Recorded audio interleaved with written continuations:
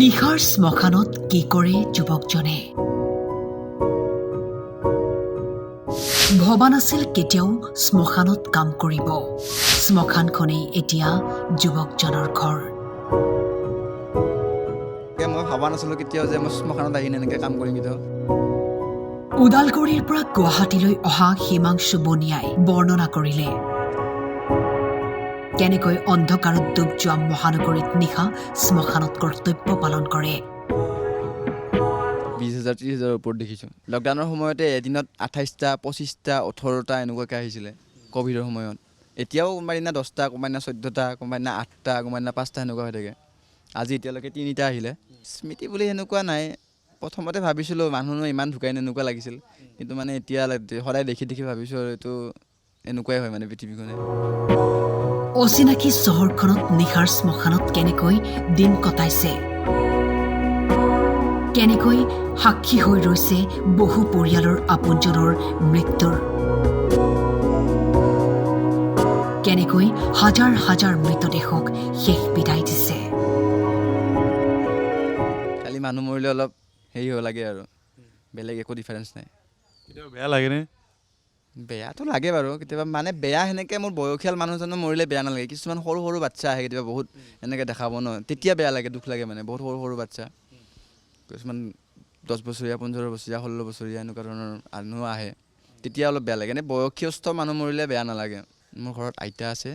তাৰপিছত দেউতা আছে মা আছে খুৰা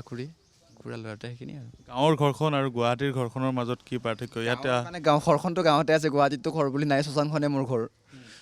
ৰাতি শ্মশানত থাকোঁ দিনত দোকানত কাম কৰোঁ গাঁৱত গুৱাহাটীত ঘৰ বুলি ঘৰে নাই শ্মশানখনে মোৰ ঘৰ গুৱাহাটীৰ কাৰণে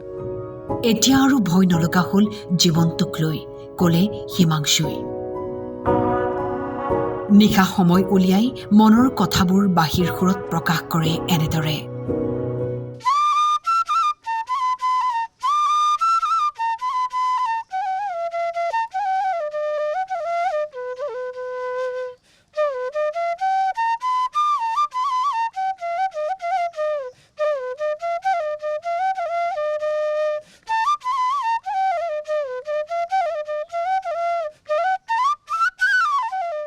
এইটো দিয়ে মানে প্ৰথম আৰম্ভণি মই শিকিলোঁ এইটো সুৰে মানে মই প্ৰথম বাঁহীত উঠাব পৰা হৈছিলোঁ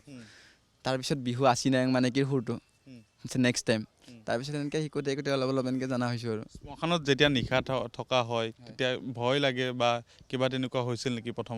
প্ৰথম আৰম্ভণিত মই যেতিয়া আহিছিলোঁ তেতিয়া অলপ ভয় লাগিছিলে মানুহ মৰিলে কাৰণ মই সেই বস্তুটো পোৱা নাছিলোঁ ন তাৰপিছত থাকোঁতে এতিয়া ভয় নালাগে আৰু এইটো কৰি মানে হৈ গ'ল যে মানুহ ঢুকাই মানুহ মৰিলে একো নহয়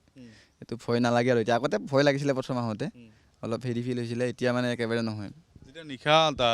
চিতা জ্বলি থাকে তেতিয়া কোনটো সুৰে তোমাৰ মনলৈ আহে বা বাজি থাকিব ৰাতি নৱগ্ৰহ শ্মশানত প্ৰেক্টিচ কৰিলে মই কোনো গান নবজাওঁ কোনোবাই ক'লেহে গান বজাওঁ মই এনেই ৰাগ টাইপৰ বস্তুবিলাক বজাই থাকোঁ মানে মৃত্যু অন্ত নহয় ক'ৰবাত হৈ ইয়াৰ আৰম্ভণি মৃত্যু এক সত্য যাক মচিব নোৱাৰি গুৱাহাটীৰ পৰা ভিডিঅ' জাৰ্নেলিষ্ট জিতু শৰ্মা আৰু ৰঞ্জন হাজৰিকাৰ ৰিপৰ্ট টাইম 8